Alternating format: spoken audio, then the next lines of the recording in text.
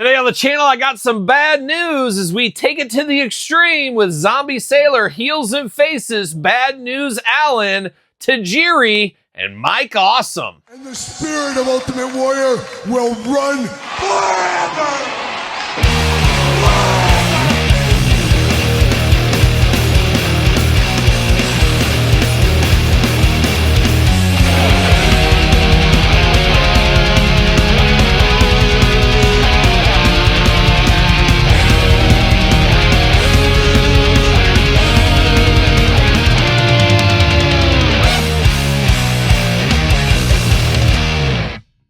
Welcome everyone, Kyle here, back again with another Zombie Sailor Toys Heels and Faces unboxing and review. And today on the channel we kick off the brand new purple card set with Yoshihiro Tajiri, Mike Awesome, and Bad News Alan, Bad News Brown. But of course, for all your Heels and Faces needs, hit up Zombie Sailor Toys. But for all your other wrestling figure needs, make sure you're hitting up Ringside Collectibles. Use discount code Kyle, save yourself 10%. Gotta get a deal out there. And we're no stranger to these retro Zombie Sailor toys, of course. We've seen these for a long time over the last couple of years, 3 years, 4 years, 5 years. What is time? But we are anxiously awaiting the Pinnacle collection. Sounds like that, though, is coming at the end of 2025. So we're going to keep diving into these retros until that time comes. And of course, going to do this review like we do all the other reviews on the channel. We're going to take a look at the packaging. We're going to talk about it. We're going to unbox it. We're going to talk about it. We're going to see where it goes from there. And one thing I wanted to show off here, too, Zombie sent pamphlets all day. Enough pamphlets to keep you busy for an hour of reading, I guess. But I always promote, or I always appreciate people that promote their brands, and that's what he's doing. Little throw-ins. Reminds me of Kenner Toys back in the day. Talking to the Pinnacle collection, we got King Kong Bundy, we got Double J, we got Jeff Jarrett coming very, very soon. Happy to see that. Got another one in here somewhere. I guess we'll go out of order. And then we got the Bloodsport stuff coming. How about that? Everybody ready for a little Jean-Claude Van Damme? No? Maybe a little Bolo Young entice you? Maybe. So we got some Bloodsport coming. We got another Danhausen. Danhausen all over the place, of course, as we know. Another Danhausen coming in really good here. Looking very good. Also coming very soon, Series 5. Of course, Series 4, I believe, is this one right here. Series 5 coming soon for pre-order. It says summer 2025. Usually it's pre-order and shipping shortly after, let's say a month after or so. And then we got the Public Enemy. These are en route to me as we speak right now, so we'll be unboxing some more ECW characters in the future. I am for sure here for that. And then we do get this cards in here, and I guess I won't show Ric Flair and Abdul the Butcher. I'll keep these to the side. We will be unboxing the rest of this set that has Ric Flair and Abdul the Butcher in a separate video, so stay tuned for that. But you do get the nice Ron Rudat sketches going on. So if you did pre-order this in the original pre-order, you did get the Mike Awesome, Tajiri, and the Bad News sketches. Looking very cool. Just a nice little thank you, I guess, from those that pre-order early. And we should get that. That's nice because nothing grinds my gears. And we've talked about it for years on the channel. I hate it when there's a pre-order. Get your pre-order, get your pre-order. And then a year later, 8 months later, whatever, these start shipping out. And, well, we got open stock. Jump on in. Well, you just got to sit on my money for 8 months. I am not a fan of that, of course. Now, is this warranted for, hey, I got your money for 8 months as an interest-free loan. Here's a couple of cards. I don't know. It's a hard thing. And as we go into 2025, and I'm sure into 2026, I think we're going to see some more ebbs and flows in the pre-order model. I am hoping that we see a lot more in stock very soon, even if it's like a month later, like Zombie's been doing sometimes lately. I hope we see a lot more of that in the future, but we'll see what ends up happening. We'll see how it goes. And there's that last card I forgot about. Pillman, Abdul the Butcher, and we'll have Abby in the retro form in a separate video. But pre-order model, a little bit dicey. It's a very interesting thing. But let's forget about the pre-order. Let's deal with what we have right here. And let's go old school. Let's go to Bad News Brown. He'll always be Bad News Brown to me. That's where I was introduced to the character. That's what he's always going to be. But of course, Alan Coolidge, I think that's what his name was. A judo expert, of course, even in the Olympics.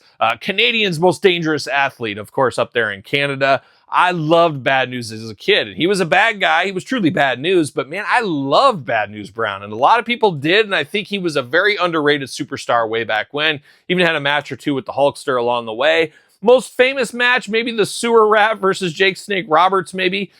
Maybe the Roddy Piper half black, half white match at WrestleMania. I don't know, but Bad News was a formidable opponent and really is a lot like Stone Cold Steve Austin. Got the same gear as Austin, just not quite the mic skills, just not quite the feud is what I always thought. But I love Bad News, and we have been very light on Bad News figures. We know we got a major Bendy's Big Rubber guy coming in the future. I am here for that. We got a Jakks Classic Superstars once upon a time. Now we get this. This is one of those guys that could we get in the Pinnacle collection one of these days? Or who knows, maybe Ringside Collectibles and their new unsanctioned Classic Superstars could give us a modern day Bad News. Have to imagine there's more Bad News on the way, so we'll stay tuned to that. But we do got the purple carding on this one right here. You got the bubble, of course. Bad News looking truly like Bad News right there. Heels and faces. Got the Ron Rudat up there on the top.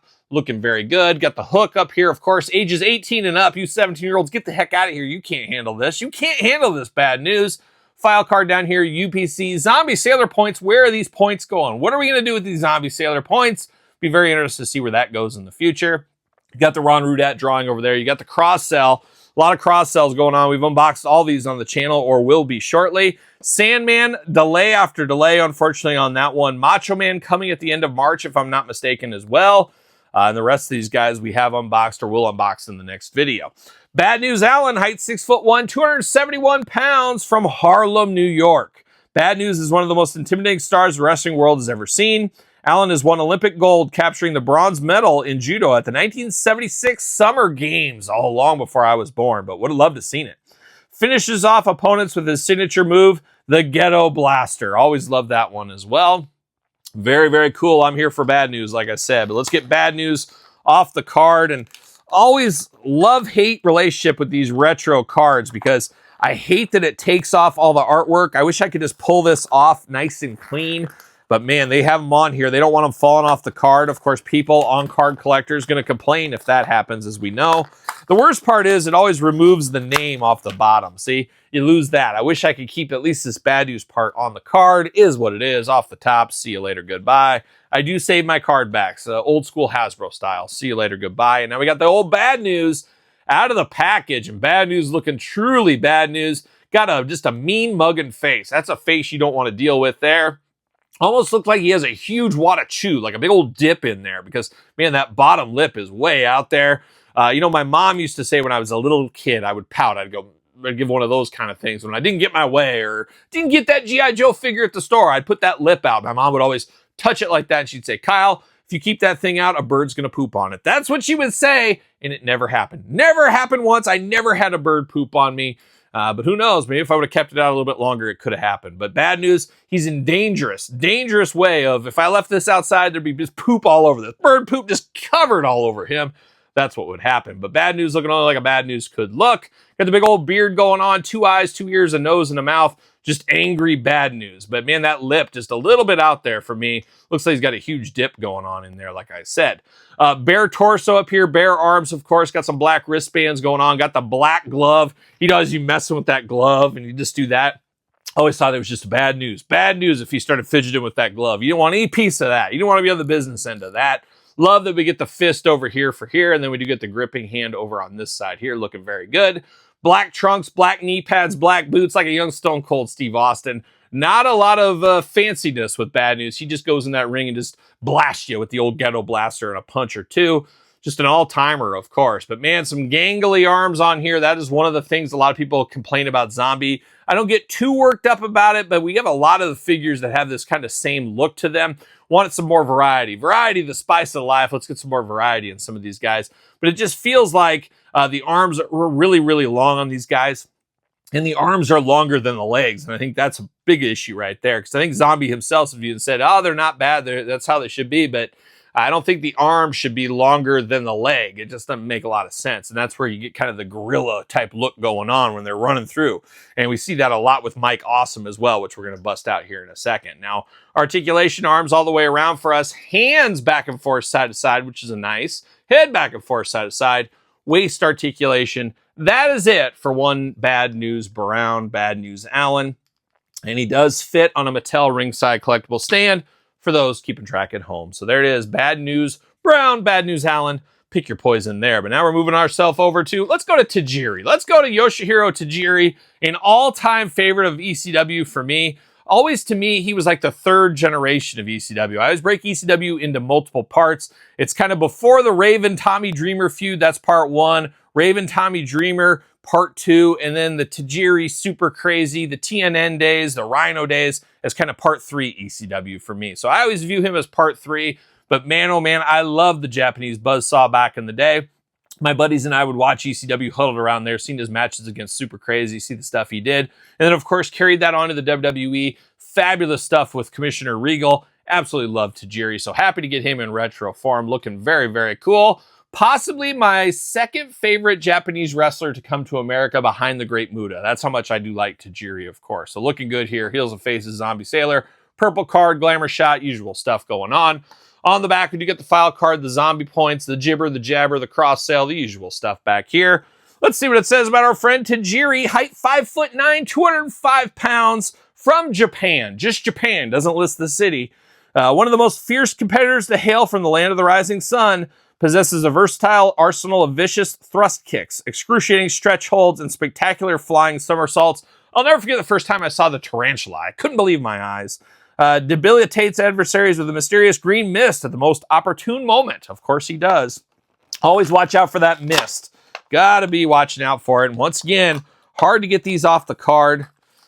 It's a good problem to have if you're a mid-on-card guy. Bad if you're a loose guy, because you want to save the card art as much as you possibly can.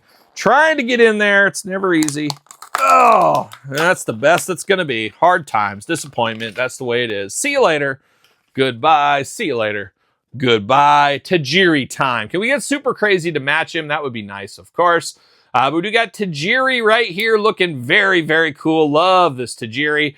We did get a Tajiri back in the day in the ECW OSFTM line. We also got some Ruthless Aggression figures. No elites, so maybe another possibility for the Pinnacle collection. We'll see what Zombie's up to there.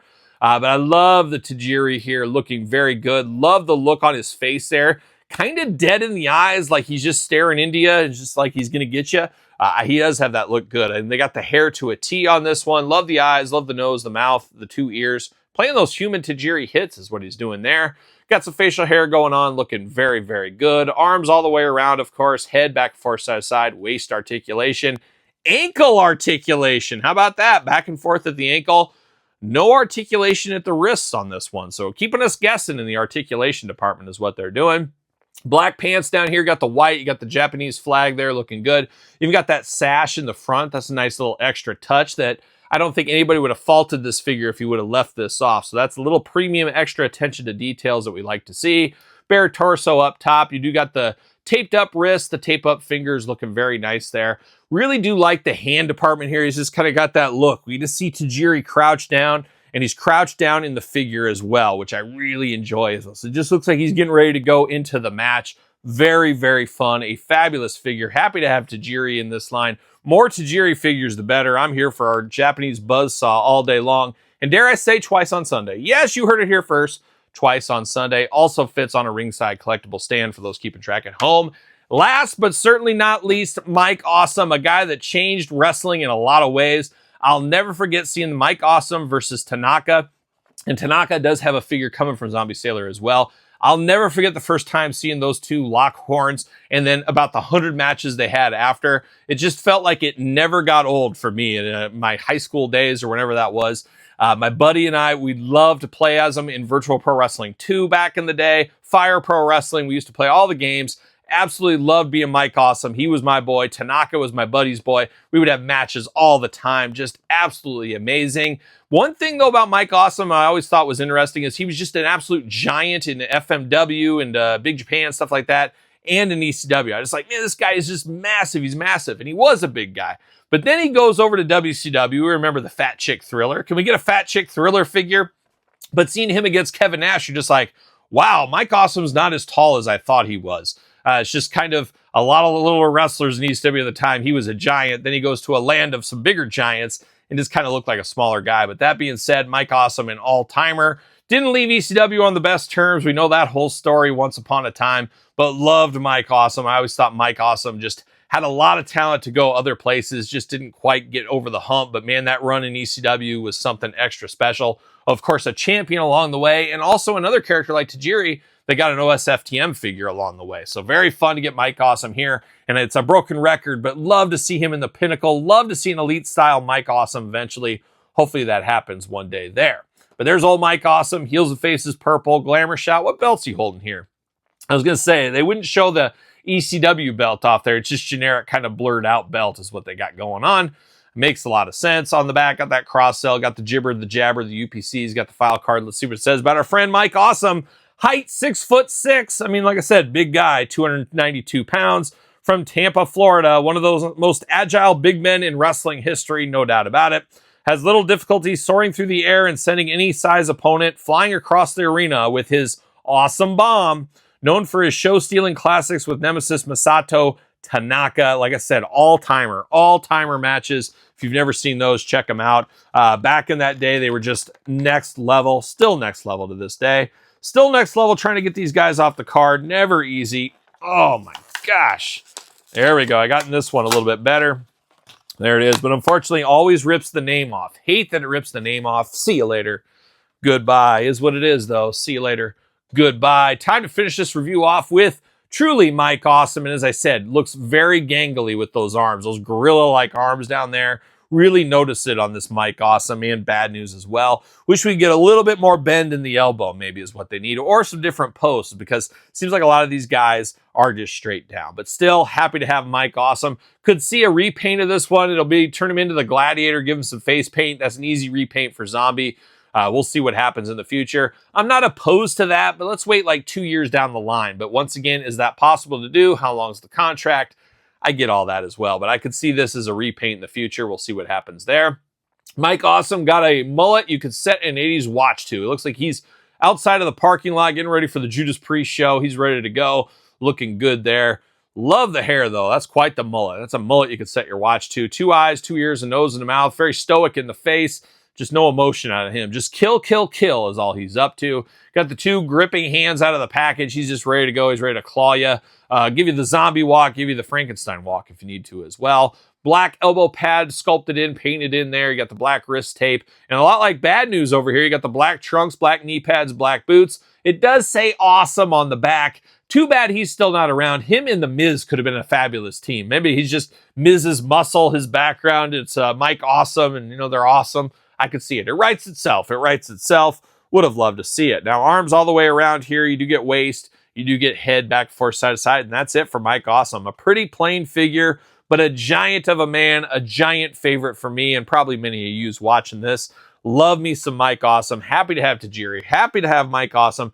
Happy to have Bad News. None of these guys are my top 10 favorite wrestlers of all time, but very key wrestlers to my wrestling fandom history and guys I want on my shelf. So very happy to have all 3 of these right here. A fun set. The latest and greatest from the Purple Card series from Zombie Sailor Toys. But there it is. Tajiri, Mike Awesome, and Bad News. What do you think of these 3? You pick any of these up? Which one's your favorite of the bunch? I'm torn. I think I like them all equally. I'd have to really sit and think about it.